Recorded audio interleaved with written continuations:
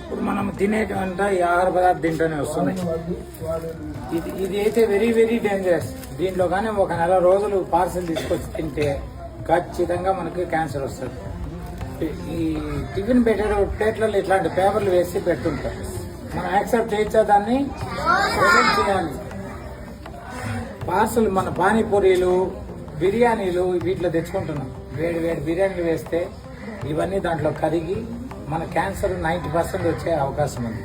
మనం ఇంకా ఎక్కువ తాగేది ఇక్కడ కూల్ డ్రింక్ బాటిల్ ఇక్కడ దీంట్లో కూల్ డ్రింక్. అదే విషాన్ని ఇంకొక విష పాత్రలో వేస్తాం ఈ కంటైనర్లో. ఇది ఎన్నో రోజుల ముందు కంపెనీ నుంచి వచ్చేస్తుంది. చాలా రోజులు స్టాగ్నేట్ అయ్యి ఈ ప్లాస్టిక్ కూడా కరిగి ఆ కూల్ డ్రింక్లో ఉండి మనకు చాలా టేస్టీగా ఉంటుంది కదా, తాగేస్తాం ఫ్యూచర్లో. ఈరోజు ఒక engineering student SV college of engineering యూనివర్సిటీలో కాలేజ్ ఆఫ్ ఇంజనీరింగ్లో 23 years old, second year BTech, 98% score చేసే అబ్బాయి సఫరింగ్ ఫ్రమ్ క్యాన్సర్. వాళ్ళు ఉన్న ఆస్తంతా అమ్మేసి సిఎంసీలు అయిపోయి ఈరోజు మా రోటరీ క్లబ్ పాలియేటివ్ కేర్లో ట్రీట్మెంట్ తీసుకుంటున్నాడు, ఫ్రీ ట్రీట్మెంట్. ఇదంతా ఎందుకు వచ్చింది?